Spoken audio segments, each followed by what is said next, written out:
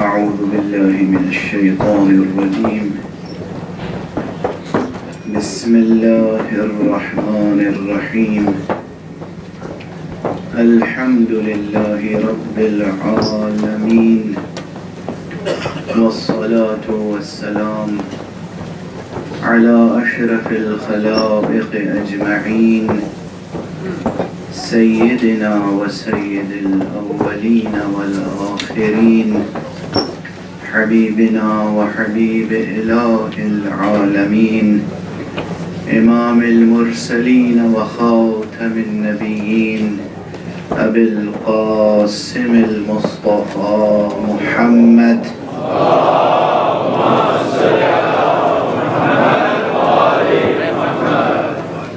وعلى أهل بيته الطيبين الطاهرين الهداة المهديين المعصومين المظلومين، واللعنة الدائمة على أعداء الدين أجمعين. أما بعد، فقد قال الله تعالى عز اسمه في محكم كتابه ومتقن خطابه. بسم الله الرحمن الرحيم. قل إن صلاتي ونسكي ومحياي ومماتي لله رب العالمين لا شريك له وبذلك أمرت وأنا أول المسلمين. صدق الله العلي العظيم.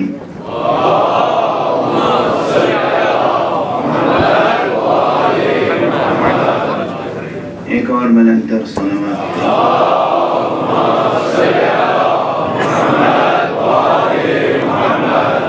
عزیزان گرامی، عزیزان ایمانی، برادران اسلامی، قرآن حکیم کی ان دو آیتوں کی روشنی میں ہمارا وہ سفر جاری ہے جو ہمیں روزانہ کم سے کم ایک قدم کربلا سے نزدیک کر دیتا ہے. یہ سفر معمولی سفر نہیں ہے. یہ محرم الحرام کی مجلس ہے اور اس میں اخلاص کے ساتھ آپ کی شرکت یہ آپ کو اس منزل سے نزدیک کرتی ہے جو منزل اس کائنات میں اس سے زیادہ بلندتر منزل اور عرش الہی سے قریب تر کوئی اور منزل نہیں.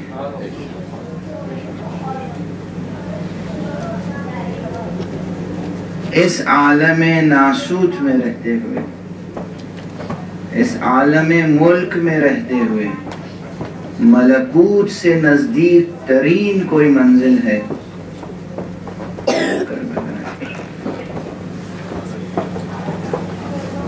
وہ کربلا ہے. ہاں، مجھے معلوم ہے کہ بہت سے حضرات میرے اس جملے کو سمجھ نہیں پائیں گے. جہاں تک میری آواز جا رہی ہے، بہت سے حضرات یہ کہیں گے کہ اس میں مبالغہ ہے، محض عقیدت مندی ہے، ذاتی عقیدہ ہے. میں صرف یہی کہوں گا کہ اس وقت میں کسی مناظرے کی منزل میں نہیں ہوں. میری التماس یہ ہے کہ علمی انداز سے مسائل کو سمجھنے کی کوشش کی جائے. ذکر حسین سنیں تو صحیح. ذکر حسین بیمار دلوں کی شفا ہے. ذکر حسین تاریک ذہنوں کی جلا ہے. یہ ذکر حسین ہے جو بتائے گا کہ اسلام کیا ہے، توحید کیا ہے، عادل کیا ہے، نبوت کیا ہے، امامت کیا ہے، آخرت کیا ہے. یہ ذکر حسین ہے جو بتائے گا ہماری نماز میں کیسا اخلاص ہونا چاہیے. یہ ذکر حسین ہے جو بتائے گا کہ اصلاً دوسری تمام عبادتوں میں اخلاص کا مرتبہ کیسا ہونا چاہیے. ذکر حسین ہے جو ہمیں عام سی عبادت سے بلند کر کے نسک تک پہنچائے گا. یہ جو اس آیت میں ہے قُلْ إِنَّ صَلَاتِي وَنُسُكِي، میں عرض کر چکا ہوں کہ لفظ صلاۃ کے مفہوم کو بھی ادا کرنے کے لیے ایک لفظ کوئی ہمارے پاس نہیں ہے، مترادف جسے کہتے ہیں، اور نسک کے لیے اس سے زیادہ مشکل ہے. نسک اسی روٹ ورڈ سے نسیکہ لفظ ہے. چاندی جب نکلتی ہے زمین سے، معدن سے، کان سے، اور اس میں بہت سے دوسرے معدنیات شامل ہوتے ہیں، بہت سی چیزیں ملی ہوتی ہیں، جب اس کو صاف کر کے خالص چاندی بنائی جاتی ہے تو اس پروسیس کو کہتے ہیں نسیکہ. نسیک. اسی طرح جتنی بھی عبادتیں ہیں جب وہ خلوص کے پروسیس سے گزر کے بلند ترین منزل تک پہنچتی ہیں تو مناسک کہلاتی ہیں. لفظ مناسک، منسک، مناسک، یہ قرآن مجید میں طرح طرح سے آیا ہے یہ کلمہ. اور جو لوگ حج پہ جاتے ہیں بطور خاص، وہاں ارکان و اجزائے حج کو مناسک حج کہتے ہیں. یہ لفظ کہاں استعمال ہوا؟ مناسک جمع ہے منسک کی. اب حج میں صرف نماز تو ہے نہیں، ارکان حج کے طور پر تو نماز بہت مختصر سی ہے. یہ 5 وقتہ جو نمازیں ہیں نا یہ تو اپنی جگہ ہے، مگر حج میں کئی رکعت نماز واجب ہے بتائیے؟ نہیں، اتنا آپ کو معلوم ہے، آپ خاموش ہیں، آپ بتا نہیں رہے ہیں، ایک آداب مجلسی ہے، وہ اتنا تو معلوم ہے آپ کو. ایک صلوات پڑھ دیجیے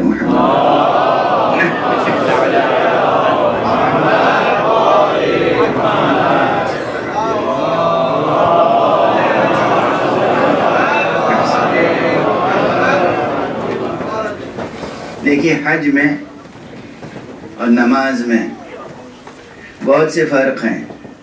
بظاہر جوہر میں دونوں ایک ہیں. یہ جو آپ 2 رکعت نماز پڑھتے ہیں اور وہ جو آپ 2-3 دن 4 دن یا 5 دن حج میں گزارتے ہیں، دونوں اپنے جوہر میں ایک ہیں، حقیقت میں ایک ہیں. ظاہری طور پر دونوں میں بہت سے اختلافات ہیں. فقہ نماز کے حدود کو بیان کرنے کا متکفل ہے، علم فقہ اور فقیہ. حج کے ظاہری احکام بیان کرنے کا متکفل ہے، یعنی ذمہ دار ہے، فقیہ اور علم فقہ. یہ عرفان ہے جو بتاتا ہے کہ دونوں میں داخلی وحدت کیسی ہے.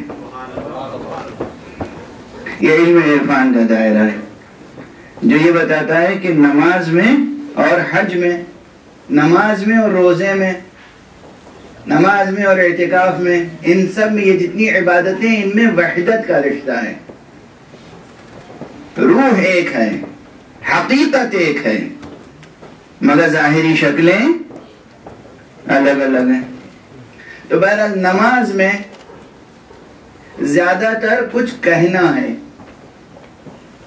تکبیر کہنی ہے، اس کے بعد قیام کی حالت میں قرأت کرنی ہے، رکوع میں جھکے اس کے بعد وہاں بھی ذکر کرنا ہے، رکوع سے اٹھے پھر کچھ ذکر مستحب صحیح کرنا ہے، پھر سجدے میں گئے وہاں ذکر کرنا ہے،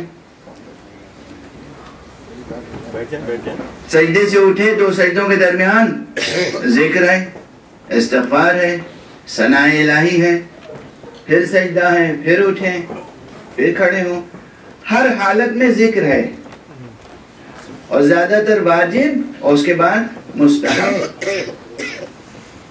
حج میں کہنا کم ہے، کرنا زیادہ ہے۔ کہنے کا عنصر بہت کم ہے حج میں۔ کیا چیزیں پڑھنا واجب ہے بتائیے؟ ایک تلبیہ واجب ہے، جس وقت احرام باندھ رہے ہوں نیت احرام کا باندھنا اور تلبیہ لبیک اللہم لبیک، یہ واجب ہے۔ اور اس کے بعد کیا واجب ہے؟ سب مستحب ہے۔ عرفات کی دعائیں سب مستحب، مزدلفہ میں ذکر سب مستحب، منی میں ذکر سب مستحب، طواف کی حالت میں ذکر سب مستحب، سعی کی حالت میں ذکر سب مستحب۔ صرف طواف کے بعد 2 رکعت نماز طواف واجب ہے۔ تو گویا حج میں نماز 2 رکعت، 5 وقت کی نمازیں جو آپ پڑھیں گے وہ اپنی جگہ واجب ہے۔ آپ حج کی حالت میں ہوں یا نہ ہو، نماز 5 وقت کی اپنی جگہ ہے۔ لیکن حج میں یہ 2 رکعت نماز طواف کے علاوہ کیا ہے؟ خود طواف کرنا ہے، سعی کرنی ہے، قربانی کرنی ہے، رمی جمرات کرنا ہے، توجہ ہے، عرفات میں جانا ہے، قیام کرنا ہے، مزدلفہ میں قیام کرنا ہے۔ یعنی نماز میں کہنا ہے، حج میں کرنا ہے، اور وہ بھی اس اخلاص کے ساتھ کہ ان تمام اعمال کا نام مناسک رکھا گیا، خلوص کے ساتھ راستہ چل رہے ہیں، خلوص کے ساتھ قیام ہے۔ بھئی عرفات میں بیٹھے ہیں کس لیے؟ مولا کا حکم ہے، بیٹھے ہیں، اللہ سبحانہ و تعالیٰ کا حکم ہے، بیٹھے ہیں۔ یہ کیا کر رہے ہیں؟ 3 ستون ہیں، انہیں جا کے کنکریاں مار رہے ہیں، یہ کیا کر رہے ہیں؟ جو حضرات ہر چیز کو اپنی ظاہری سطحی عقل عملی سے جسٹیفائی کرنا چاہتے ہیں، ظاہری سطحی عقل عملی سے ثابت کرنا چاہتے ہیں کہ اس میں یہ حکمت ہے، اس میں یہ حکمت ہے، اس میں یہ حکمت ہے، یہ کوششیں نہ کریں۔ ہمارے تمام اعمال اور وظائف کی حکمت بس ایک ہونی چاہیے، مولا کا حکم ہے اور ہمیں کرنا ہے۔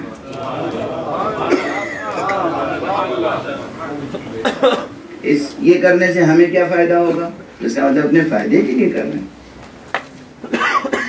لوگ پوچھتے ہیں اس میں ہمارا کیا فائدہ ہے، انسان کا کیا فائدہ ہے؟ بشر ہر عمل میں انسان کے لیے فوائد ہیں، اور ایک نہیں، ایک سے زائد تہ در تہ حکمتیں اور مصلحتیں ہیں، مگر ہمیں اپنی نیت اتنی خالص رکھنی ہے کہ اس نے فرما دیا ہے تو بس ہر چیز کی علت شرعیات میں، عبادات میں بطور خاص جب بھی کیوں کا سوال ہو، نماز کیوں پڑھنی ہے؟ حکم مولا ہے اس لیے پڑھنی ہے۔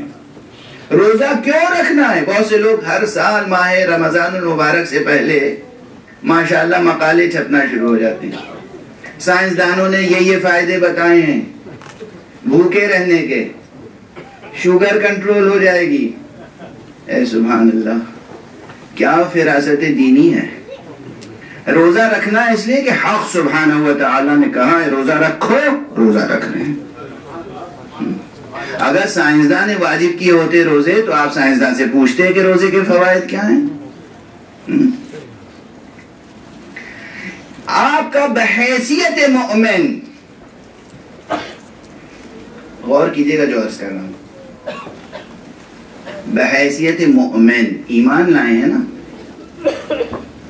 قال اللہ و قال رسول اللہ پر ایمان لائے ہیں، تو بحیثیت مومن ہر وائی کا جواب، ہر کیوں کا جواب صرف ایک آپ کے پاس ہونا چاہیے، حکم مولا ہے، ہمیں یہ کام انجام دینا. یہ دو پہاڑیوں کے درمیان کس لیے چل رہے ہیں؟ کچھ دیر تک تو سکون سے چلتے ہیں، کچھ دیر تک اس طرح چلتے ہیں کہ جیسے ہرولہ جسے کہتے ہیں، ایک خاص انداز سے. یہ کیا انداز ہے؟ یہ جنون ہے، دیوانگی ہے. ہاں جنون ہے اور دیوانگی ہے، لیکن بڑی معرفت کے ساتھ. عشق الہی ہے، حکم الہی کے آگے سر تسلیم.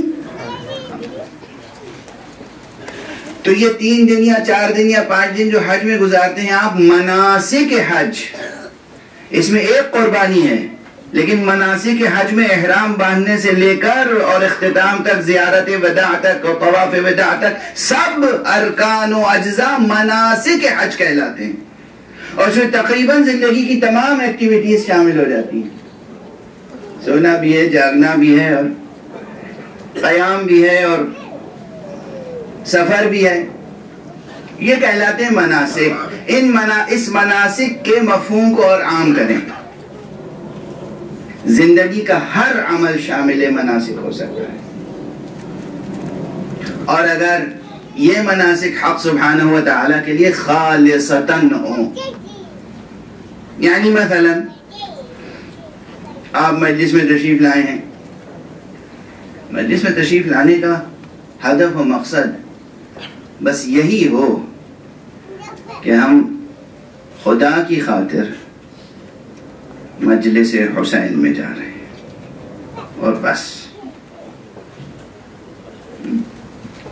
کوئی مصلحت نہ ہو، کوئی اور مسئلہ. مجلس میں جائیں گے تو فلاں سے ملاقات ہو جائے گی، ایک سوشل گیدرنگ ہو جائے گی، سلام علیک ہو جائے گی.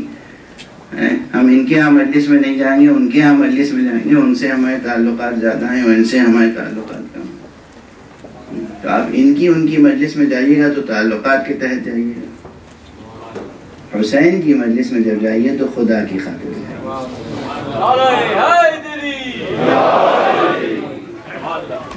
اسے مزاج بنائیں، اسے مزاج بنائیں. ذاکرین ذکر کریں تو اخلاص کے ساتھ. اس میں یہ شبہ، یہ شائبہ شامل نہ ہو کہ ہمیں مجمع سے داد کتنی ملے گی. ذاکرین سوز خان ہو، نوحہ خان ہو، مرثیہ خان ہو، خطیب ہو، ہمیں داد کتنی ملے گی؟ کس سے داد چاہیے؟ مجمع سے. ذکر کس کا ہے؟ ذکر کس کا ہے؟ اور ہمارے یہاں یا بعض حضرات سامعین، اب عجیب کیفیت ہے، یہ جملے بھی کہہ لینے دیجئے، برداشت کر لیجئے. محاسبہ کرتے رہنا چاہیے. عموماً کہیں نہ کہیں ذاکرین کے ذہن میں یہ بات ضرور آ جاتی ہے کہ ہمیں ایسی تقریر کرنی ہے کہ مجمع خوش ہو جائے. اور مجمع میں جو لوگ آتے ہیں ان میں عموماً یہ محسوس کیا جاتا ہے کہ اب وہ ممبر سے کچھ سیکھنے کے لیے نہیں تشریف لاتے ہیں. وہ سمجھتے ہیں کہ انہیں جو کچھ معلوم ہے پہلے سے وہ اپنی جگہ پرفیکٹ ہیں. دیکھیں یہ ذاکر پڑھتا کیا ہے.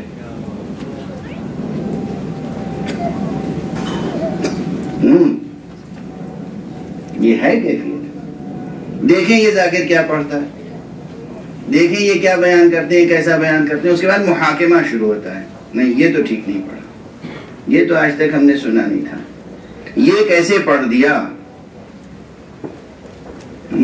بس اس کے آگے اور جتنے جس قسم کے جملے ہوتے ہیں میں دہرانا نہیں چاہتا. خدا کا شکر ادا کیجئے کہ حکم پروردگار سے سب سے بڑے معلم انسانیت اور مربی بشریت خاتم النبیین صلی اللہ علیہ وآلہ وسلم نے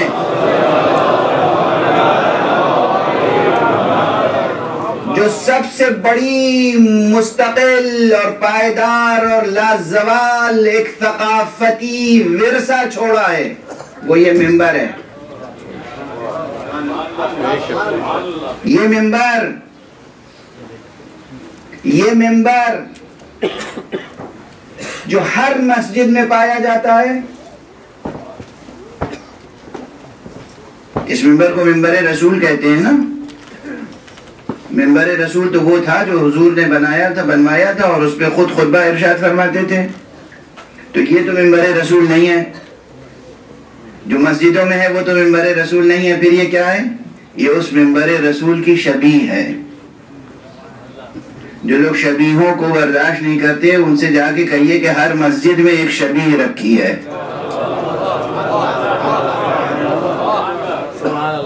ہر مسجد میں ایک شبیہ موجود ہے، یہ شبیہ ممبر پیغمبر ہے۔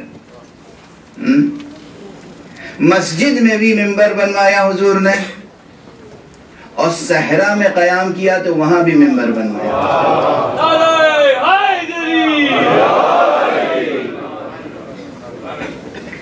کچھ اور نہیں بنوایا، کیا بنوایا؟ ممبر۔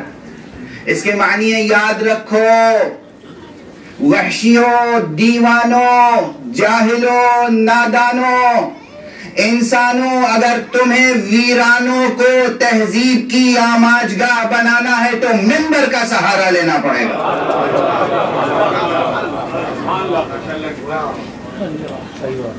صحرا میں ممبر بنوایا ہے پیغمبر نے، صحرا میں ممبر، اور ہمارے عمل پیغمبر۔ تو یہ ممبر، اسے اپنا محکوم نہ بنائیے، خود کو اس کے محکوم بنیے۔ آپ ممبر کے بیانات اس نقطہ نظر سے نہ سننے کے لیے تشریف لایا کریں یا لے جایا کریں کہیں بھی کہ آپ ڈکٹیٹ کریں گے اور پڑھنے والا آپ کی مرضی کے مطابق پڑھے گا۔ آپ اس ارادے سے جائیں، اس خضوع کے ساتھ، اس خشوع کے ساتھ، یہ قابلیت پیدا کر کے۔ قابلیت کے معنی کیا ہے سمجھ لیں آپ؟ اردو میں عام جو محاورہ ہے قابلیت کا، یعنی عالم ہونا۔ جو اصطلاح ہے فلسفے کی قابلیت، وہ یہ ہے کہ کسی چیز کے قبول کرنے کی صلاحیت ہونا۔ قابل اس میں فاعل ہے، قابل یعنی قبول کرنے والا۔ تو قابلیت لے کر جائیں، استعداد لے کر جائیں کہ جو وہاں سے صالح پیغام ملے گا وہ ہم قبول کریں گے۔ نہ یہ کہ ہم آج جا رہے ہیں ٹیسٹ کرنے کے لیے، دیکھیں یہ ذاکر کیسا پڑھتا ہے، وہ ذاکر کیسا پڑھتا ہے، وہ عالم کیسا پڑھتا ہے۔ ظاہر ہے سب معصوم نہیں ہے، غیر معصوم ہیں۔ جہاں تک ان کی زبان سے معصوم کا پیغام مل جائے قبول کر لیجئے۔ ایک صلوات پڑھیے محمد والے۔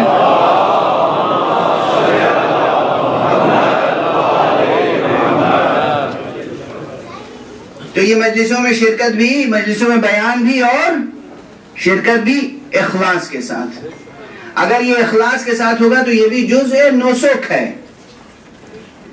ان صلاتی و نسکی و محیای و مماتی للہ رب العالمین۔ میری صلاۃ، میری تمام عبادتیں اور میری قربانی اور میری پوری زندگی اور میری موت سب اللہ کے لیے۔ عجب مقام ہے، عجب مقام ہے۔ یہ آیت اپنا مطمع نظر بنا لیجئے، ہر وقت یہ کلمات قرآن مجید کے آپ کی آنکھوں کے سامنے رہیں، اور یہ آواز وحی آپ کے کانوں میں گونجتی رہے، بلکہ گوش دل میں گونجتی رہے۔ ہمیں جو کچھ کرنا ہے اس پروردگار کے لیے کرنا ہے، چونکہ وہ خالق ہے ہمارا۔ کل ایک بحث علمی چھڑ گئی تھی، اور بس بحثیں چھیڑ تو دیتا ہوں میں، لیکن وقت کی محدودیت ہے، اس لیے مکمل نہیں ہو پاتی ہیں۔ اکثر صرف جستجو بیدار ضرور ہو جاتی ہوگی کہ یہاں پر اسی آیت کے ضمن میں مفسرین نے اور کلامی اور حکیمانہ ذوق رکھنے والوں نے، یعنی جن کا فلسفیکل ٹیسٹ ہے، انہوں نے اس کے ضمن میں یہ بحث چھیڑ دی کہ انسان مختار ہے یا مجبور۔ ہم اپنے تمام اعمال اپنے اختیار سے بجا لاتے ہیں، اپنے تمام افعال اپنے اختیار سے بجا لاتے ہیں، یا مجبور ہیں۔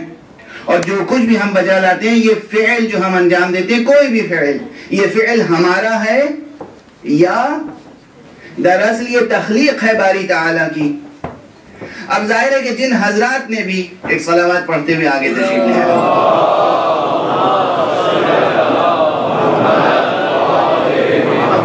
صلوات پڑھتے ہوئے کچھ ممبر سے قریب آ جائیں.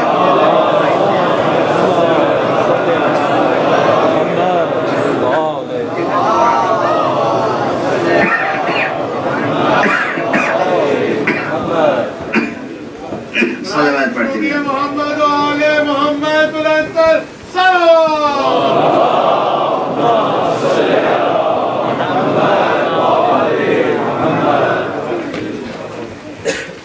اچھا دیکھیں، یہ میں کئی مرتبہ ممبر سے بحث کر چکا ہوں نسبتاً محوری موضوع بنا کر بھی، اور مسئلہ اہم ہے، چونکہ کوئی فلسفی ہو یا نہ ہو، ہر فرد بشر کے دل و دماغ میں جبر و اختیار کی بحث مسلسل چلتی رہتی ہے. کوئی اسے ایکسپریس نہ کر سکے، بیان نہ کر سکے، کیونکہ بیان کی قوت نہیں ہے، مگر دل میں اور دماغ میں یہ سوالات ضرور ہوتے ہیں. ایک مزدور مزدوری کر رہا ہے اور کبھی کبھی وہ پوچھ لیتا ہے، کوئی ملتا ہے. مجھ سے بھی پوچھا ہے لوگوں نے، مولانا آخر پروردگار نے ہمیں ایسی زندگی کیوں عطا کی؟ وہ گلہ ہے، شکوہ ہے. کھیت میں مزدوری کرنے والا بھی فلاسفر نہیں ہے، مگر وہ یہ سوچتا رہتا ہے کہ میں کیا ہوں، یہ سب کیوں کر رہا ہوں، میں مجبور ہوں یا مختار ہوں. تو یہ سوال ہر دل اور ہر دماغ سے جڑا ہوا ہے. اور اس میں جو دنیا کے فلاسفہ ہیں، ان میں سے بیشتر وہ ہیں جو انسان کو مجبور سمجھتے ہیں. یہ عرض کر دوں میں. اور دنیا کے جو فلاسفہ ہیں، فلاسفرز، تھنکرز، انٹلیکچوئلز، ان کا معلوم ہے اپروچ کیا ہے؟ کچھ تو بیشتر انسان کو مجبور سمجھتے ہیں، اور وہ انٹلیکچوئلز، وہ فلاسفرز جو کسی نہ کسی پولیٹیکل سسٹم کے بھی وفادار ہوتے ہیں، وہ انسان کو نہ صرف یہ کہ مجبور سمجھتے ہیں بلکہ مجبور بناتے بھی ہیں. مجبور بناتے بھی ہیں. بس اس چھوٹے سے فقرے میں بہت بڑی بات گزارش کر دی میں نے. اس سے زیادہ ظاہر ہے پالیٹکس میرا میدان نہیں ہے، لیکن جو زندگی سے جڑی ہوئی باتیں ہیں، مجبور سمجھتے ہیں اور مجبور بناتے ہیں. اور خدا کی قسم، یہ خدا کے فرستادہ پیغمبر ہوتے ہیں، نبی ہوتے ہیں، اللہ کے اولیاء ہوتے ہیں، جو مجبور انسانوں میں بھی اختیار کی روح بھر دیتے ہیں.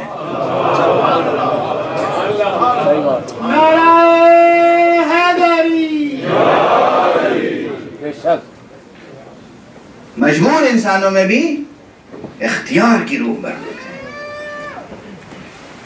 اس لیے اس آیت کے ضمن میں یہ تصور نہ فرمائیں کہ اللہ فرما رہا ہے اے نبی آپ یہ کہہ دیجئے کہ ہمارے سارے افعال دراصل اللہ کی تخلیق ہیں. اللہ یہ فرما رہا ہے کہ اے نبی آپ یہ پیغام دیجئے کہ ہم نے تمہیں اختیار دیا ہے، اب تم اپنے ارادے سے اپنی صلاۃ ہماری نظر کرو، اپنے نسک ہماری نظر کرو، اپنی زندگی ہمارے لیے مخصوص کرو، اپنی موت ہمارے لیے مخصوص کرو.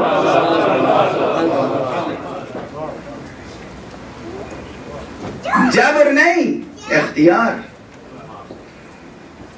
ہاں یہ ضرور ہے، وہ رب ہے. رب صرف خالق نہیں ہے، رب بھی ہے. تربیت کے انداز معلوم ہے؟ یہ مثال میں اس سے پہلے بھی شاید 2-1 مرتبہ دے چکا ہوں. بچوں کی تربیت میں ہم نے اپنے بزرگوں کو تو یہ دیکھا تھا کہ اخلاقی صفتیں پیدا کرنے کے لیے انسان میں بڑی حد تک خود غرضی پائی جاتی ہے. خود غرضی اور خود پرستی پائی جاتی سب میں کم و بیش. اور اس دنیا میں ہمیں بھیجا ہی اس لیے جاتا ہے تاکہ ہم خود پرستی اور خود غرضی کے دائروں سے نکل کر خدا پرستی اور خدا طلبی تک پہنچ سکے. یہ مشق اور ریاض، یہ سفر طے کرنا ہے، یہ قلب ماہیت ہونی ہے. تو بہرحال جو اساتذہ تھے اور جو گھر کے بزرگ تھے وہ کیا کرتے تھے، بچوں میں اخلاقی خوبیاں شروع سے انکلکیٹ کرتے تھے، تخم ریزی کرتے تھے، بیج بوتے تھے. بیج بوتے تھے کیسے؟ اب بچہ ہے، جو چیز اسے نظر آتی ہے وہ سمیٹ لیتا ہے، یہ میرا، یہ میرا، یہ میرا. اب وہ کیا کرتے تھے، باہر سے وہ چیز لائے، مٹھائی فرض کیجئے لے آئے اور بچے کو دی، اور اس کے بعد خود ہی طرح طرح سے بچے بن کے منہ کھول کے کبھی کبھی بیٹا ہمیں بھی تو کھلاؤ. سبحان اللہ. آپ بڑے، آپ نے لا کے دیا اور پھر آپ اسی بچے سے کہہ رہے ہیں ہمیں بھی کھلاؤ. یہ مقصد کیا ہے؟ مقصد یہ ہے کہ صرف لینے کی عادت نہ پڑے، دینے کی بھی عادت پڑ جائے. بیٹا بھائی کو دو، بہن کو دو، دوسرے بچوں کو دو، لاؤ ہمیں کھلاؤ. خود ہی لا کے دیا ہے اور خود ہی پھر بچے کے ہاتھ سے کھا رہے. بچے بن کے بڑے بچوں کو اس طرح بڑا بناتے تھے. اخلاقی تربیت، اخلاقی تربیت. تو یہ جو تربیت کا انداز ہمیں سکھایا گیا، اس سے ملتا جلتا پروردگار کا انداز ہے.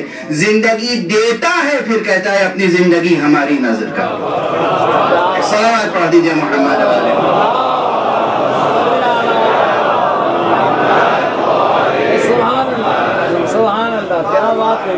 ہمیں زندگی کس نے دی ہے؟ کس نے دی ہے یہ زندگی؟ یہ وجود کس نے عطا کیا ہے؟ کس نے دی ہے زندگی؟ سائنسدانوں نے. کس بازار میں بکتی ہے زندگی؟ کس دکان سے لائے ہیں آپ زندگی؟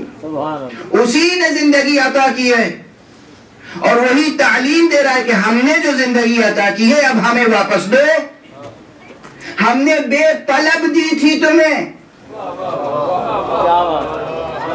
اور اب ہم طلب اس لیے کر رہے ہیں کہ تم کو زندگی کے ساتھ اختیار بھی دیا ہے، اب تم اپنے اختیار سے ہمیں عطا کرو. اپنے اختیار سے دو، اپنے شوق سے دو، اپنے ارادے سے دو، اپنی مرضی سے دو. اور یہی سب سے بڑی انسان کی آزمائش ہے. اور یہی دو طرح کے انسان ہمیں ملتے ہیں. کچھ وہ انسان ہیں، کچھ وہ انسان ہیں جو اس لطافت کو، اس ظرافت کو، اس نزاکت کو، اس دقیق نقطے کو نہیں سمجھ پاتے اور اپنی خود غرضی اور خود پرستی اور دنیا پرستی اور دنیا طلبی میں غرق رہتے ہیں. اور کچھ وہ ہیں جو اس نقطے کو سمجھ جاتے ہیں تو پھر ان کا انداز اتنا بلند ہوتا ہے، اتنا بلند ہوتا ہے، اتنا بلند ہوتا ہے کہ وہ خود گواہی دیتا ہے کہ تم تو اس منزل پر آ گئے ہو کہ وَمَا تَشَاءُونَ إِلَّا أَن يَشَاءَ اللَّهُ. تم کچھ سوچتے بھی نہیں ہو مگر وہی سوچتے ہو، وہی چاہتے ہو جو میں چاہتا ہوں. یہ منزل ہیں ایسے افراد. اب دیکھیں یہ ہر منزل جو ہے بہت تفصیل طلب ہے، بہت وقت چاہیے بیان کے لیے. مگر میں اکثر یہ کہتا رہتا ہوں کہ یہ جو فضائے مجلس ہے یہ بڑی پربرکت ہوتی ہے. خدا کی قسم، خدا کی قسم، یہ فضائے مجلس، یہ فرش عزا، یہ منبر اور یہ فضا اتنی پربرکت ہوتی ہے کہ بہت سے دقیق ترین علمی نکتے جو حوزہ علمیہ میں، مدرسوں میں، یونیورسٹیز میں سمجھنے اور سمجھانے میں نہ جانے کتنا وقت صرف ہوتا ہے، وہ یہاں چند لمحوں میں آپ تک منتقل ہو جاتی ہیں. چند لمحوں میں منتقل ہو جاتی ہیں باتیں. بہرحال میں اکثر جہاں اختیار و جبر کی بحث چھڑ جاتی ہے تو مجھے یہ شعر پسند بہت ہے. میں کئی مرتبہ منبر سے دہرا چکا ہوں، پھر آج دہرا رہا ہوں. ہر چند کے جناب مولانا شیخ امام بخش ناسخ لکھنوی کو زبان کا شاعر سمجھا جاتا ہے، مگر ایسا حکیمانہ شعر کہا ہے کہ اس پر نہ جانے کتنی طویل حکیمانہ و فلسفیانہ نظمیں قربان کی جا سکتی ہیں۔ اس میں شعری حسن بھی ہے، زبان کا حسن بھی ہے، اور مضمون مکمل ہے۔ 2 مصروں میں کوئی 200 صفحے کا مضمون سمیٹ کے رکھ دیا ہے۔ وہ فرماتے ہیں کہ چلا عدم سے میں جبرن، اب یہ ضرور میری طرف سے جبر ہے آپ پر، کیا آپ لندن میں ہیں اور میں لکھنؤ کے دبستان لکھنؤ کے بانی کا شعر آپ کو سنا رہا ہوں، ناسخ جیسے استاد کا۔ بہرحال تو فرما گئے ہیں کہ چلا عدم سے میں جبرن تو بول اٹھی تقدیر،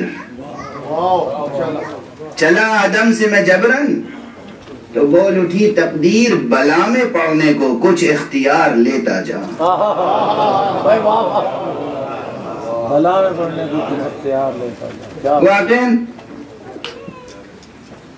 اردو شاعری میں، پوری اردو شاعری میں موضوع جبر و اختیار پر یہ شعر بے نظیر ہے۔ حالانکہ دوسرے لطیفانہ انداز سے بہت سے شعراء نے جبر و اختیار پر، بلکہ جبر و اختیار کا مضمون تو بہت ہی مبتذل مضمون ہے، پامال مضمون ہے، کوئی شاعر ایسا نہیں ہے کہ جس کے ہاں جبر و اختیار کا مضمون نہ ہو۔ ارے بھائی وہ بھی جبر و اختیار ہی تو ہے۔ لائی حیات آئے قضا لے چلی چلے، اپنی خوشی نہ آئے نہ اپنی خوشی چلے، یہ کیا ہے؟ جبر کا اعتراف ہے، گلہ ہے، شکوہ ہے کہ ہم اپنی خوشی سے تھوڑی آئے ہیں۔ تو اکثر شعراء کے ہاں جبر کا مضمون موجود ہے، مگر شیخ امام بخش ناسخ قابل داد ہیں کہ انہوں نے 2 مصروں میں مکمل بات کہی، اور ایسے حسن سے کہی ہے کہ اس مضمون کے اگر فلسفیانہ نقطہ نظر سے بھی آپ مقالہ لکھیں جبر و اختیار پر تو جو کلیدی الفاظ ہیں وہ سب موجود ہیں یہاں: تقدیر، جبر، اختیار، بلا۔ بلا کس معنی میں؟ عربی میں بلا کہتے ہیں صرف مصیبت کو نہیں، آزمائش کو، آزمانا، ابتلا یعنی آزمائش، واضح ہے؟ ابتلا یعنی آزمائش، تو بلا میں پڑھنے کو یعنی آزمائش میں پڑھنے کو۔ اور ہمارے یہاں پھر چلا یہ فعل، اب میں تو جس انداز سے تجزیہ کرتا ہوں تو یہ چلا فعل لازم ہے کہ متعدی، اور فعل بحیثیت فعل اختیار پہ دلالت کرتا ہے یا جبر پر، کتنی بحثیں ہیں۔ تو اگر خالص لسانی نقطہ نظر سے تجزیہ کیا جائے تو کس قدر طویل بحث ہوگی، لیکن بہرحال اس میں ایک پیغام ہے کہ چلا عدم سے میں جبرن تو بول اٹھی تقدیر، بلا میں پڑھنے کو کچھ اختیار لیتا جا۔ اختیار دیا گیا ہے ہمیں، اختیار ہے، کچھ اختیار ہے، اس اختیار کا کوئی انکار نہیں کر سکتا۔ جب بھی کوئی انسان، دیکھیے، جب جو بھی جبر کا قائل ہو وہ ایک بات یاد رکھے کہ ہر انسان کی کیفیت یہ ہے کہ انسان جب کچھ عمل انجام دینا چاہتا ہے، کوئی قدم اٹھانا چاہتا ہے تو سوچتا ہے کہ میں اٹھاؤں یا نہ اٹھاؤں، اور جب کہیں جا کر کامیاب ہوتا ہے یا ناکام ہوتا ہے، اگر کامیاب ہوتا ہے تو مسرت کا احساس کرتا ہے، دوسروں سے تحسین طلب کرتا ہے، اس لیے کہ میں نے کیا اچھا کام انجام دیا، اور جب کہیں ناکامی ہوتی ہے تو محاسبہ کرتا ہے کہ مجھ سے کہیں غلطی ضرور ہو گئی۔ انسان فطری طور پر، وجدانی طور پر محسوس کرتا ہے کہ وہ مختار ہے، وہ صاحب اختیار ہے، یہ نہیں کہ وہ مجبور محض ہے، ایسا کچھ نہیں ہے۔ ایک حد ضرور ہے، بس وہی حد ہے جو ممکن کی حد ہوتی ہے۔ بہت دقیق بحث ہو جائے گی، واجب و ممکن، ممکن اور واجب وہ سرحدیں اپنی جگہ ہیں۔ اور اس سے بھی ذرا کھل کر ایک شاعر اہل بیت نے 4 مصروں میں فلسفہ جبر و اختیار کو جو بیان کیا ہے وہ بھی آپ کے لیے پیغام ہے۔ ہمت نہ ہاریے گا، حوصلہ بلند رکھیے گا، دنیا آپ کو مجبور سمجھتی ہے، اور مجبور جتنا سمجھتی ہے اس سے زیادہ مجبور بنانے کی کوشش کرتی ہے۔ آپ اپنے اختیار کا مظاہرہ کیجیے۔ ایک شاعر اہل بیت نے یہ 4 مصرے کہے ہیں کہ ہر چند کے جبر خشت بنیادی ہے، ہر چند کے جبر خشت بنیادی ہے، قدرت نے مگر راہ بھی دکھلا دی ہے۔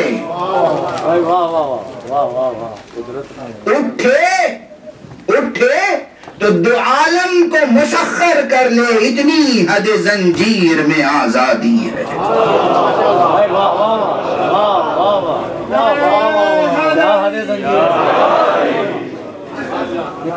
اٹھنے کی ہمت رہے، حوصلہ بلند رہے، ہمت نہ ہاریں، حوصلہ پست نہ ہو۔ اور بس ایک جملے میں گفتگو کو محوری موضوع سے جوڑ دوں، اتنے فلسفیانہ مباحث کے اشارے کافی ہیں، اب اس سے زیادہ تھوڑی۔ کل میں عرض کر رہا تھا کہ جتنے جبر کے حدود اور حصار ہو سکتے ہیں سب آقا حسین نے توڑے۔ اور آج ایک مثال عرض کر رہا ہوں جو کل مصائب میں تشنا رہ گئی تھی گفتگو۔ عموماً 4 محرم کو لوگ حر کے مصائب پڑھتے ہیں، حر کا تذکرہ سنتے ہیں۔ میں نے علی ابن حر کا بیان کیا تھا، میں اس وقت مصائب ابھی نہیں گزارش کرنا چاہ رہا ہوں، چند لمحے اور آپ کے لینا چاہوں گا بیان فضائل کے باب میں۔ لیکن یاد رکھیے حسین وہ پروردگار اختیار ہے جس نے حر نامی مجبور کو مختار بنا دیا۔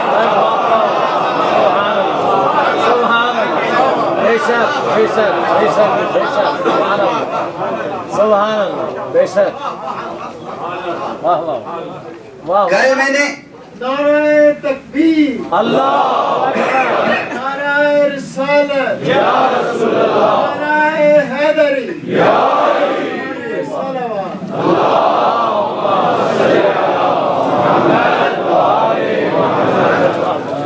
توجہ فرما رہے ہیں آپ؟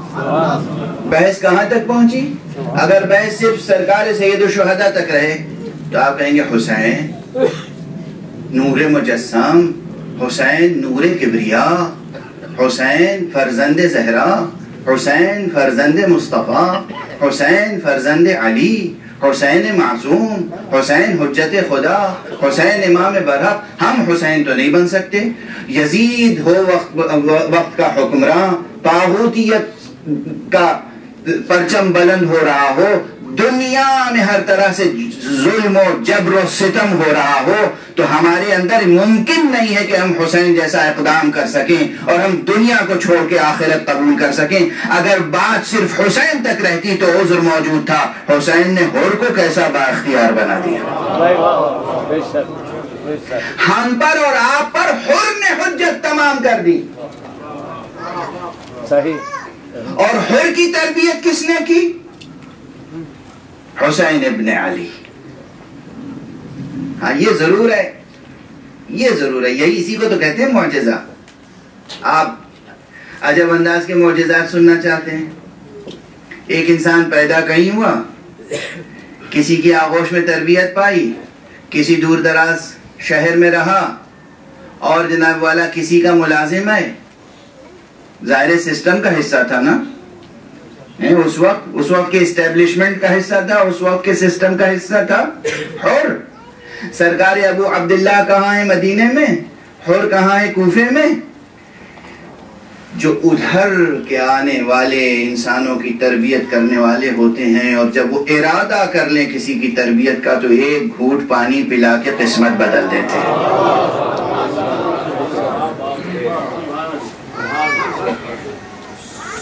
یا چند جملے گفتگو کر کے، یہ ہم ہیں کہ ہمیں کسی بچے کو پڑھانے کے لیے یا کسی بڑے کو پڑھانے کے لیے وقت چاہیے۔ ہاں چاہیے، عام انسان کو وقت چاہیے، پڑھنے کے لیے بھی پڑھانے کے لیے بھی۔ شجر علم یوں ہی شجر سایہ دار نہیں بنتا، علم کے لیے وقت بھی ضروری ہے، کسی علم میں کمال اور مہارت کے درجے تک پہنچنے کے لیے۔ کبھی یہ نہ سوچیے گا کہ رات بھر میں علامہ ہو جائیں گے، نہیں، بہت بڑی غلطی ہوگی. عمر چاہیے، عمر، وقت بسر کرنا ہوتا ہے. کسی بھی علم میں درجہ مہارت اور درجہ کمال تک پہنچنے کے لیے وقت چاہیے. خود امیر المومنین علی ابن ابی طالب علیہ الصلوۃ والسلام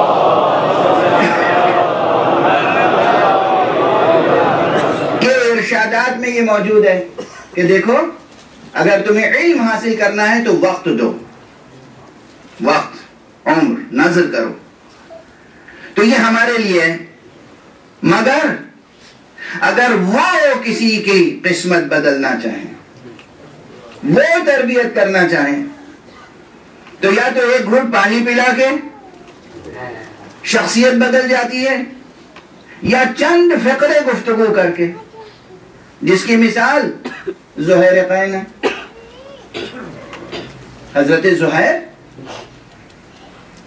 مشہور یہ ہے. اب یہ فقرہ جو ہے کتاب تاریخ طبری اٹھا کے دیکھ لیجئے گا، اس میں لکھا ہوا ہے کہ زہیر قین شیعیان عثمان میں سے سمجھے جاتے تھے،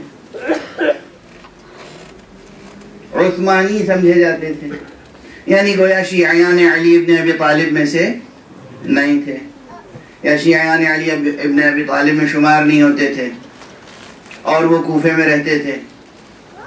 اور بعض روایتوں میں یہ ہے کہ دراصل زہیر کو مکے بھیجا تھا اسی سسٹم نے، اور وہ مکے سے جب سرکار سید الشہداء نکلے ہیں تو جلدی سے حج تمام کر کے زہیر سرکار سید الشہداء کے قافلے کے پیچھے پیچھے چلتے رہے، اور جہاں جناب سید الشہداء اپنا خیمہ برپا کرتے تھے اس سے تھوڑے فاصلے پہ اپنا خیمہ برپا کرتے تھے.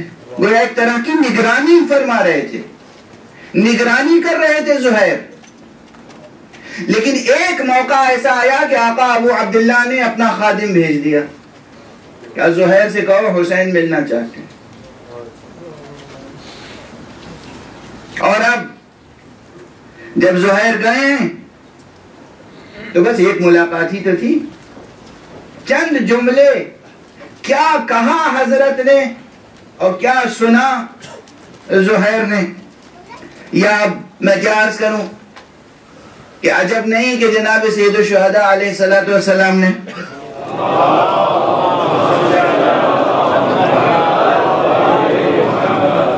گفتگو کے ساتھ ساتھ کچھ مناظر بھی دکھا دیے ہوں، اس میں کوئی شک نہیں. ہاں، یہ باتیں بھی دوسروں کی سمجھ میں نہیں آتی ہیں تو ان کی مجبوری ہے، ورنہ سرکار سید الشہداء کا بھی ضبط کیجئے گا. ابھی چند جملے عرض کروں گا میں. سرکار سید الشہداء کا تصرف بحیثیت امام،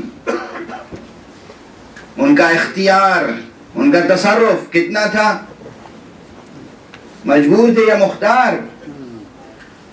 مختار، اور کیسے مختار کہ جب جناب ام سلمہ سے رخصت ہو رہے تھے اور بی بی ام سلمہ نے کہا کہ بیٹے حسین تم کربلا نہ جاؤ، تم کوفے نہ جاؤ، عراق نہ جاؤ، تو آپ نے فرمایا کہ یہ جناب بی بی ام سلمہ وہ بزرگوار خاتون ہیں جنہیں حضرت امام حسین یا امہ کہہ کے خطاب کرتے ہیں، اے مادر گرامی. تو آپ نے فرمایا کہ مادر گرامی آپ سمجھتی ہیں کہ مجھے معلوم نہیں ہے جو نانا نے آپ سے باتیں کہی ہیں.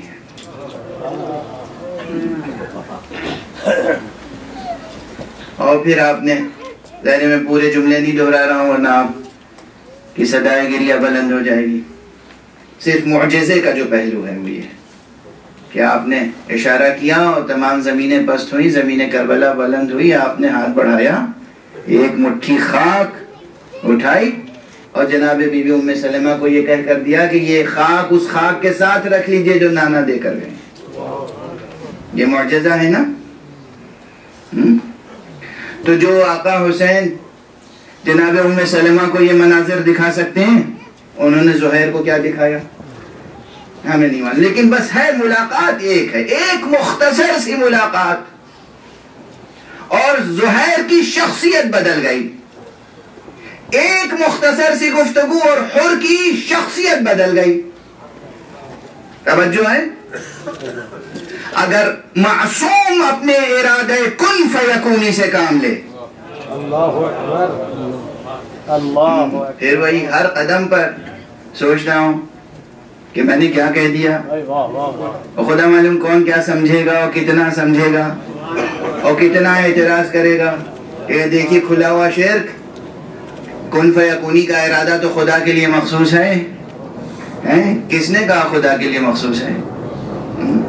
خدا نے اپنی کوئی چیز اپنے لیے مخصوص رکھی نہیں ہے، اپنے خاص بندوں کو عطا کر دیتا ہے.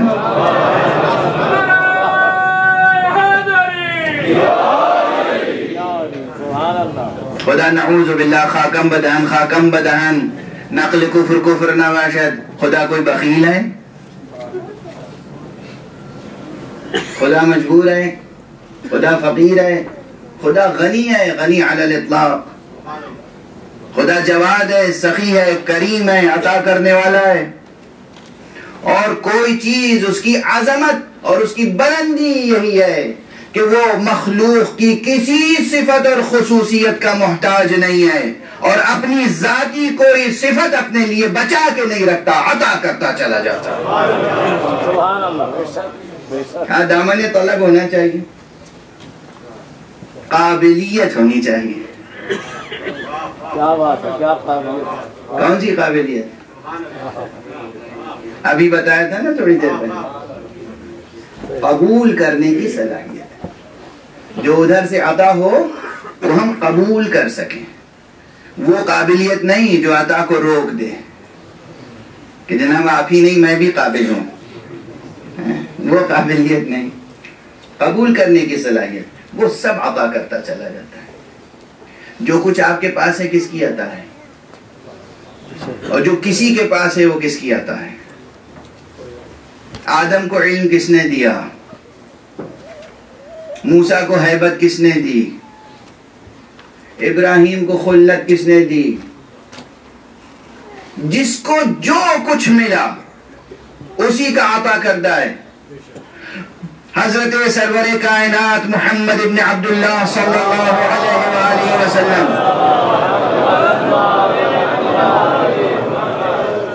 نور اول ہے، خلق اول ہے، تعین اول ہے. حقیقت محمدیہ کے کنہ تک ہم نہیں پہنچ سکتے، مگر وہ ہے مخلوق و مربوب، اللہ نے خلق کیا ہے، یہ خلق ہوئے ہیں، اور جو کچھ ان کے پاس ہے اسی کی عطا ہے، اسی کی عطا ہے. پروردگار کی عطا ہے، اللہ رب العالمین کی عطا ہے. امیر المومنین علی ابن ابی طالب علیہ السلام،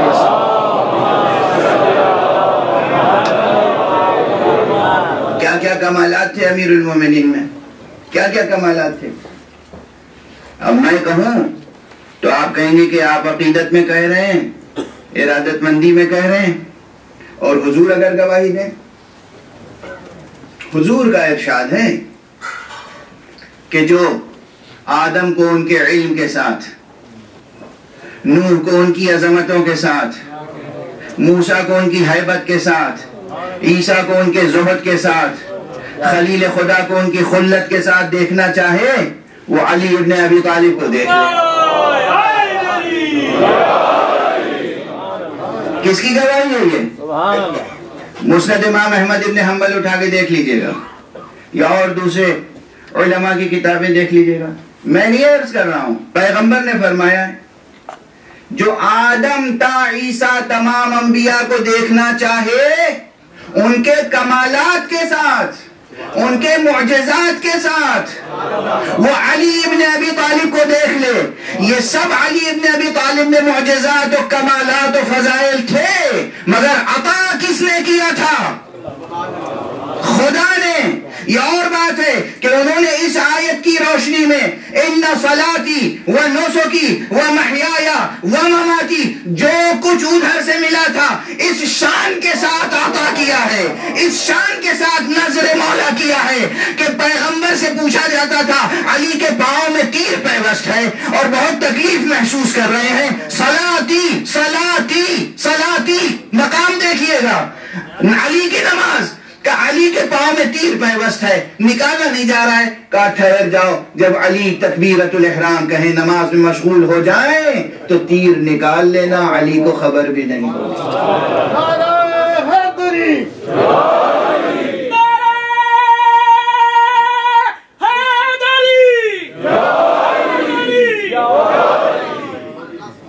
نماز سے لے کر اور تمام زندگی کے مناسک، اب میں مناسک حج نہیں کہہ رہا ہوں، مناسک حیات علی، تمام اعمال، تمام خدمتیں کس شان سے نظر مولا کی ہیں۔ نماز میں تو خیر بہت سے اور لوگ ہوش و حواس جمع کر کے خدا کے سامنے خضوع و خشوع کا مظاہرہ کر لیتے ہیں، سب سے زیادہ جہاں حواس گم رہتے ہیں وہ میدان جنگ ہے۔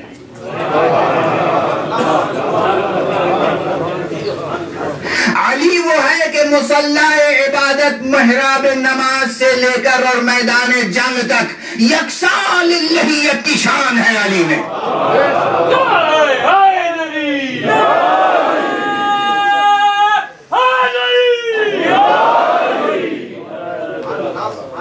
نماز پڑھتے ہیں تو اس شان سے کہ جہاں اپنی ذات کی خبر نہیں ہوتی،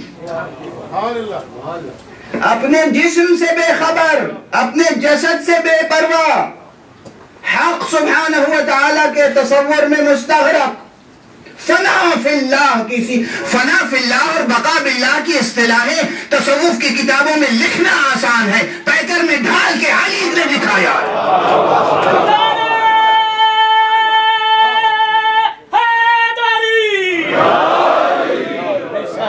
بڑے بڑے تصوف کے لٹریچر ہم نے دیکھے ہیں، فنا فی اللہ بقا باللہ، فنا فی اللہ بقا باللہ۔ دیکھنا ہے فنا فی اللہ کیا ہوتا ہے، بقا باللہ کیا ہوتا ہے، علی کو نماز میں دیکھو۔ سبحان اللہ، سبحان اللہ، سبحان اللہ۔ اور نماز ہی نہیں، میدان جنگ میں چلو۔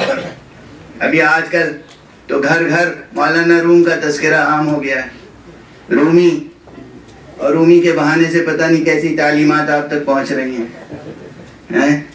اور جب سے یونیسکو نے مولانا روم پر پورا سال منایا تھا، اور اس کے بعد ایک خاص منصوبہ ہے کہ تصوف اور روم، مولانا روم کے حوالے سے اس قوم کے بچوں کو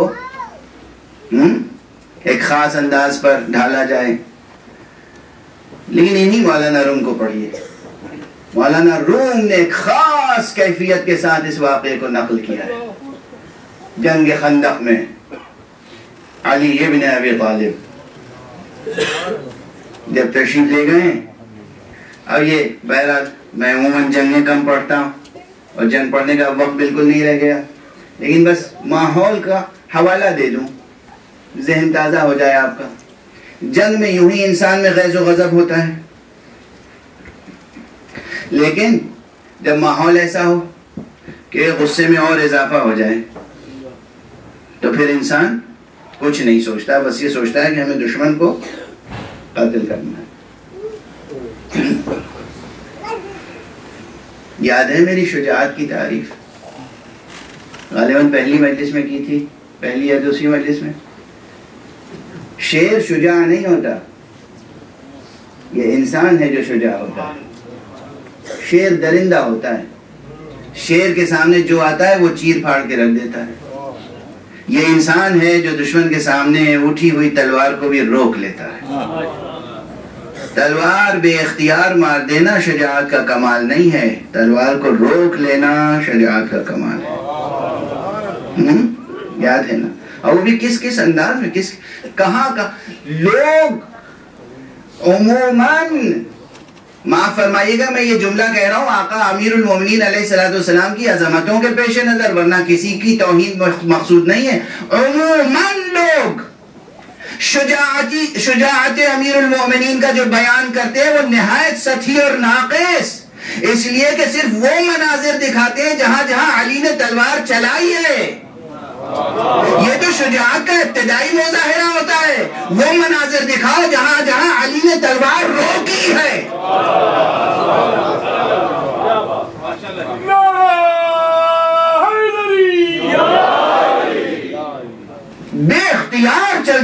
تلوار رک جائے کیا انسان ہوگا، کیا خود پہ اختیار ہوگا اور کیا عالم پہ اختیار ہوگا، کیا شجاعت ہوگی، کیا قدرت ہوگی، کیا حوصلہ ہوگا، کیا صبر ہوگا کہ میدان جنگ میں انسان تلوار روک لے۔ یہ ایک دو مناظر تھوڑی ہیں، کئی مناظر ہیں، کئی مناظر ہیں۔ لیکن اس وقت بہرحال اب وقت بہت کم ہے، اس لیے صرف یہی بیان مکمل کر دوں کہ جنگ خندق میں جو مولانا روم نے بہت لطف کے ساتھ، بہت کیفیت کے ساتھ بیان کیا ہے، جنگ خندق میں عمرو بن عبد ود کو جب امیر المومنین علیہ السلام نے زیر کیا اور چاہتے تھے کہ سر قلم کریں، تو اس نے گستاخی کچھ ایسی کی کہ آپ نے چھوڑ دیا اور پیچھے ہٹائے۔ اب اسے کیا کہیں گے؟ صبر، شجاعت، یا یہ سارے الفاظ چھوٹے ہو جاتے ہیں؟ علی کا ایک عمل اتنا بڑا ہو جاتا ہے، علی کا یہ عمل اتنا بڑا ہے، اتنا بڑا ہے، اتنا بڑا ہے کہ دنیا کی ڈکشنریوں میں اس کو پیش کرنے کے لیے الفاظ موجود نہیں ہیں۔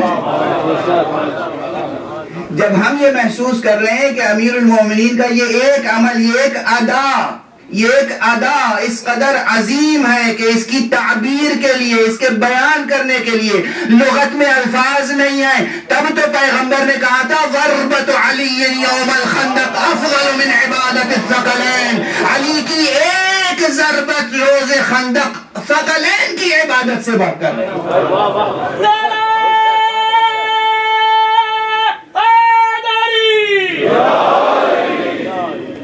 ثقلین کی عبادت سے بڑھ کر۔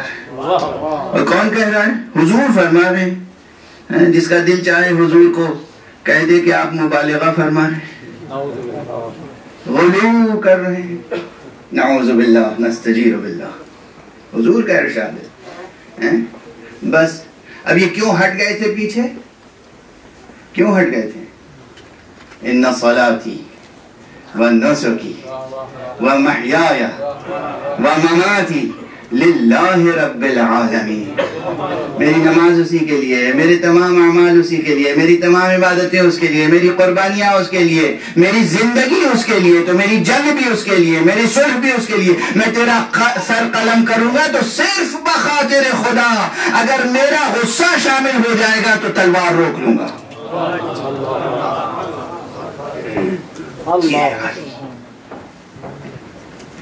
تو اب دیکھیں کہ یہ دو آیتیں قرآن مجید کی جو آپ کے سامنے مسلسل پڑھ رہا ہوں، سبحان اللہ، سبحان اللہ، یہ کیا ترجمہ پڑھ کے سمجھ میں آ جائے گا؟ اللہ، تفسیریں سمجھ میں، سب چیزیں تفسیروں کا مطالعہ کر کے بات سمجھ میں آ جائے گی۔ جب تک محمد اور آل محمد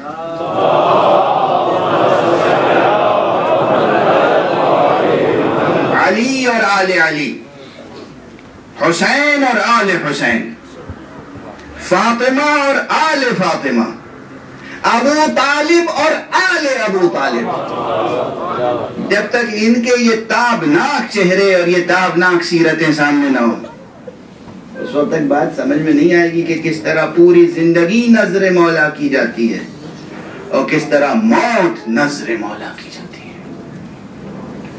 بس گفتگو تمام۔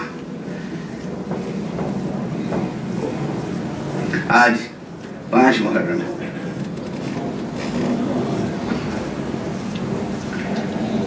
سرکار سید الشہداء کا مرتبہ تو ظاہر بہت بڑا مرتبہ ہے۔ آپ سمجھتے ہیں کہ یہ جو سادہ سی تعبیر ہے، جب کوئی تعبیر مسلسل سنتے رہیں اور دہراتے رہیں تو اس کی جو حقیقی معنویت ہے اس کی طرف سے توجہ ہٹ جاتی ہے۔ تو آپ کہتے ہیں خامس آل اربع، پنجتن پاک، ان میں کی 5ویں ہستی سرکار سید الشہداء، اس پوری کائنات میں 5واں مرتبہ سید الشہداء کا ہے۔ پوری کائنات ہستی میں بعد از خدا بزرگ توئی قصہ مختصر کون ہے؟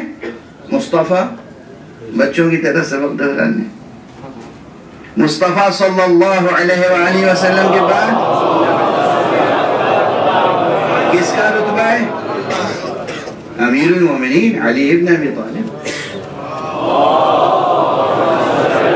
پوری کا عالمین میں عالمین میں عالمین میں. اور اس کے بعد کس کا رتبہ ہے؟ حضرت زہرا سلام اللہ علیہ.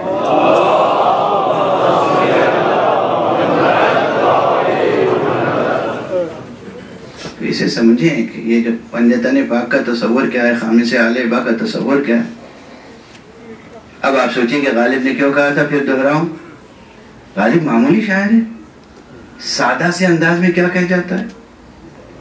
سلام اسے کہ اگر بادشاہ کہیں اس کو تو پھر کہیں کہ کچھ اس سے سوا کہیں اس کو.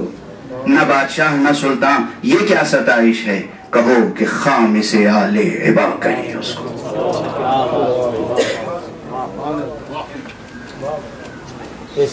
سلام اسے کہ اگر بادشاہ کہیں اس کو تو پھر کہیں کہ کچھ اس سے سوا کہیں اس کو. نہ بادشاہ نہ سلطان، یہ کیا ستائش ہے، کہو کہ خامس آل عبا کہیں اس کو. یہ حسین خامس آل عبا ہیں، یعنی پوری کائنات میں عالمین میں حسین کا 5واں رتبہ ہے اس فہرست کے ساتھ. حسین حسین اور آل حسین. یہ کربلا میں جو منتخب اپنے خاندان کے افراد کو لے کے آئے تھے اور اپنے اصحاب کو، ان میں کیا کیا مناظر ہمیں ملتے ہیں کہ جہاں سب نے اپنی زندگیاں نظر مولا کر دی. اور اس میں سب سے بڑی بات مردوں کے ساتھ آج خواتین کو خصوصیت سے میں خطاب کروں گا، خدا شناسی پیدا کریں. کلمہ پڑھا ہے نا، اشہد ان لا الہ الا اللہ واشہد ان محمد رسول اللہ. کلمہ پڑھا ہے نا اسلام کا، کلمہ پڑھا ہے نا ایمان کا. اشہد ان علی ولی اللہ پڑھا ہے نا یہ کلمہ. تو اس کا حق ادا کیجئے. خود غرضی نہیں، خود پرستی نہیں، حسد نہیں، دنیاوی مسابقہ مقابلہ نہیں. خدا کو پیش نظر رکھیے. بچوں کی تربیت اس طرح کیجئے جیسے کربلا کی ماؤں نے کیا. ہر ماں اپنے بچے کی سلامتی چاہتی ہے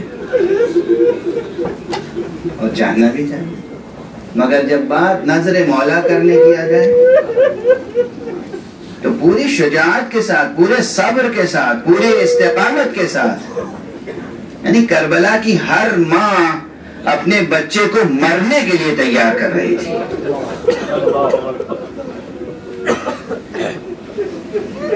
محیایا و مماتی للہ رب العالمین. ہماری زندگی بھی خدا کے لیے، ہماری موت خدا کے لیے.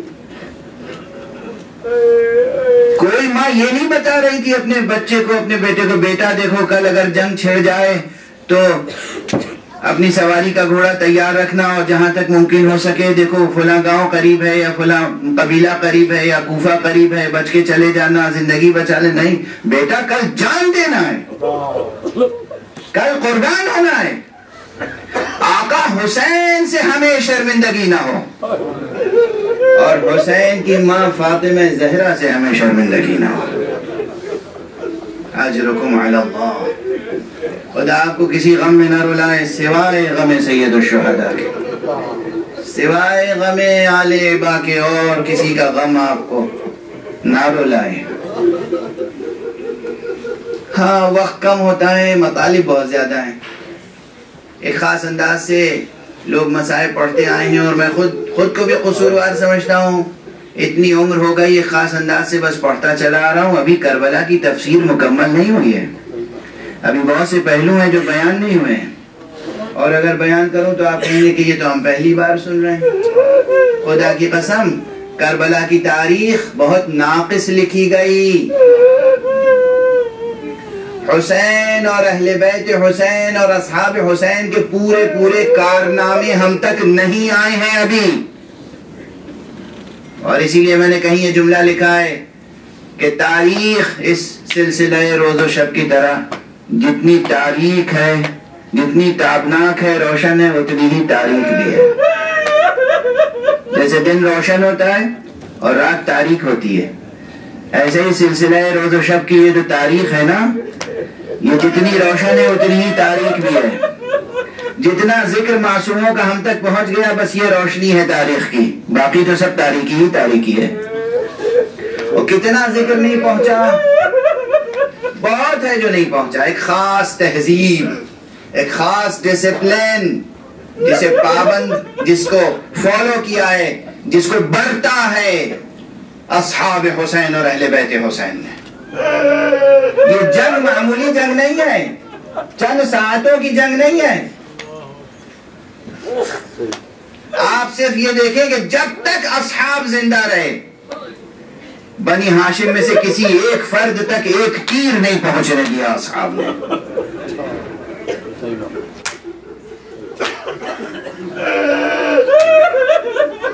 کیا اصحاب تھے! تبھی تو آقا حسین نے کہا تھا نا، مجھے وہ اصحاب ملے ہیں کہ جو نہ میرے نانا رسول مختار کو ملے، نہ میرے بابا حیدر کرار کو ملے، اور مجھے وہ اہل بیت ملے ہیں کہ ان سے زیادہ باوفا اور صلہ رحم کرنے والا کوئی دنیا میں نہیں ہے میری نگاہ میں۔ یعنی میرے اصحاب سے زیادہ باوفا اور میرے اہل بیت سے زیادہ صلہ رحم کرنے والا کوئی دنیا میں موجود نہیں ہے۔ یہ آقا حسین کی گواہی ہے۔ جب تک اصحاب رہے بنی ہاشم تک ایک تیر نہیں پہنچا۔ اور بنی ہاشم میں کون کون تھا؟ آل عقیل، آل جعفر اور آل علی۔ جب تک آل عقیل کا کوئی زندہ رہا، آل جعفر تک باری نہیں آئی۔ جب تک آل جعفر کا ایک فرد باقی رہا، آل علی تک باری نہیں آئی۔ دنیا نہیں سمجھ سکتی کربلا کیا ہے، کتنا بڑا معجزہ ہے کربلا۔ اب ظاہر ہے کہ سب کی شہادتیں بیان نہیں ہوتی، اور یہی چند دن رہ گئے ہیں، مجھ میں بھی سکت نہیں ہے کہ میں سب شہادتیں پڑھ سکوں۔ جب تک جناب عقیل ابن ابی طالب کی اولاد موجود رہی، اس وقت تک جناب جعفر طیار کی اولاد تک باری نہیں آئی۔ اور جب وہ شہید ہو گئے، یعنی بنی ہاشم میں سے چند شہید ہو گئے، تو پھر جناب زینب کے لال جعفر ابن عبداللہ، عبداللہ ابن جعفر طیار کے بیٹے عون ابن عبداللہ اور محمد ابن عبداللہ، یہ دونوں جوان نوجوان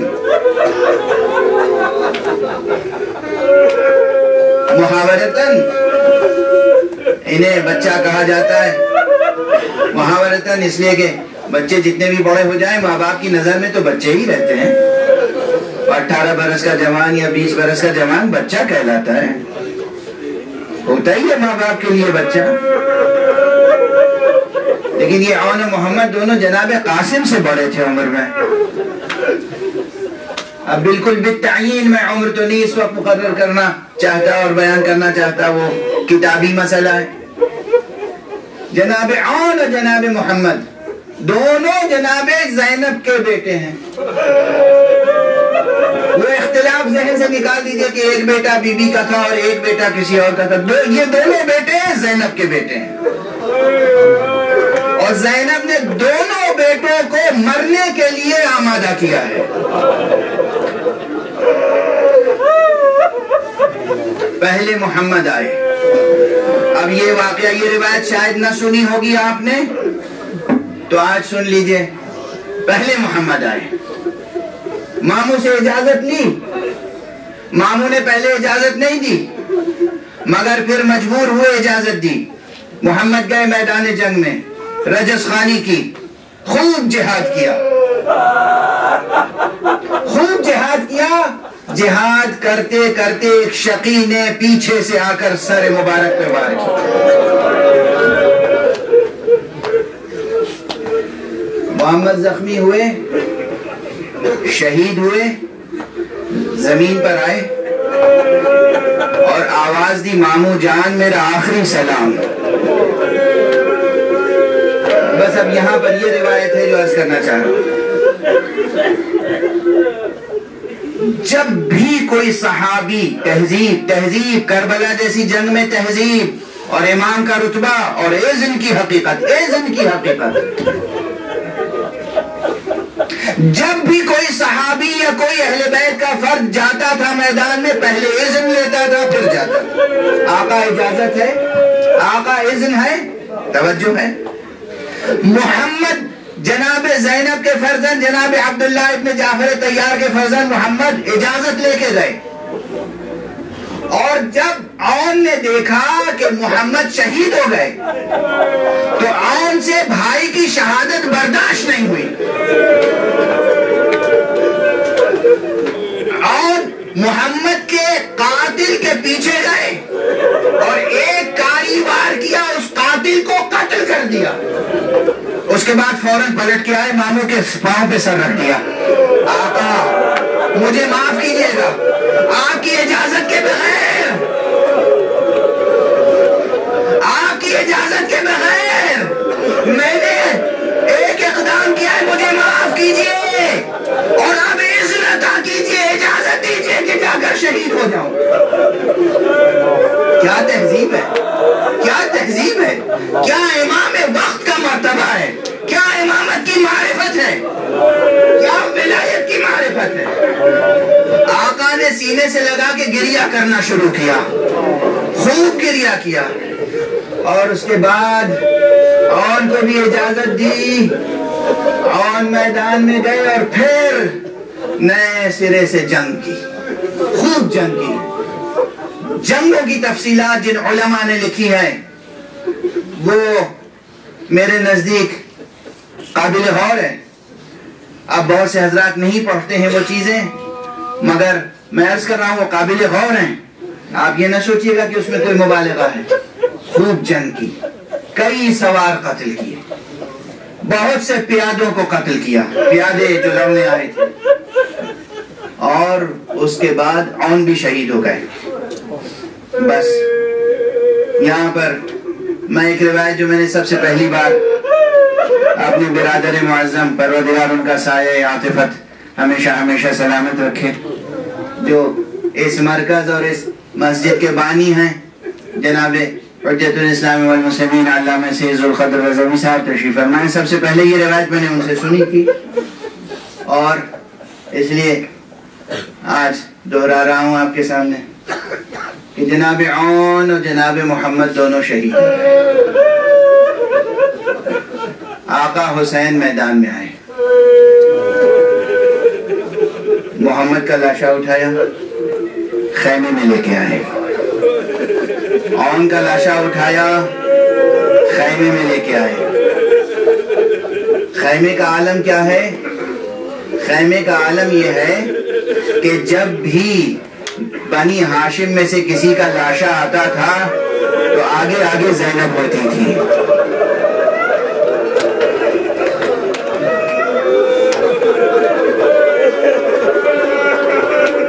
زینب سب کو پرسا دیتی تھی، کیونکہ بیویوں میں زینب کا رتبہ بھی بڑا تھا، زینب کا سن بھی بڑا تھا۔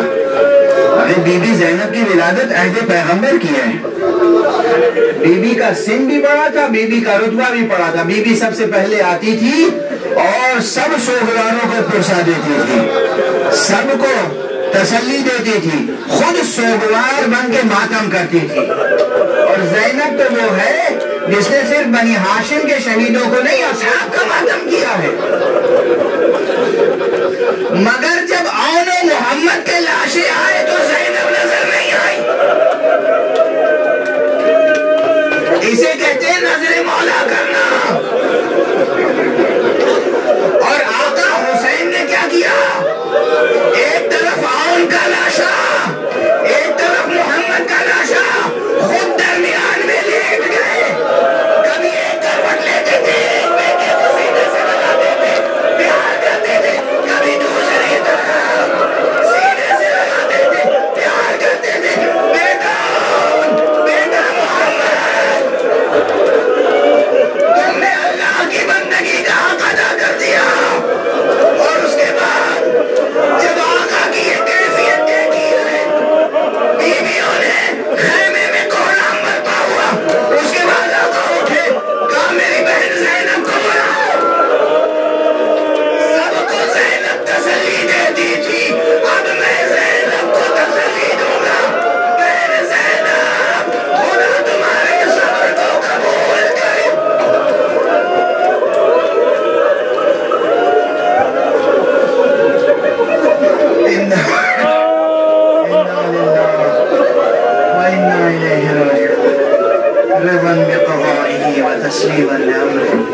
परवरदिगार महबूब हमें उलूम कुरान और मारिफ ज़िब से आशना फरमा। परवरदिगार महबूब इन अज़ादारों की हिफाजत फरमा। परवरदिगार इनकी हाजतों को पूरा कर। परवरदिगार नाम हुसैन का सदका, नाम हुसैन का सदका दुनिया के तमाम अज़ादारों को सरफराज कर। दुनिया से दहशत गर्दी का, बेअमनी का नामो निशान मिटा दे। अमन और आफियत की ज़िंदगी अता फरमा। अपने वली आखिर को इज़्न ज़ुहूर अता फरमा और उनके हाथों से अपनी रहमत और आफत का परचम लहरा दे। मातम हुसैन।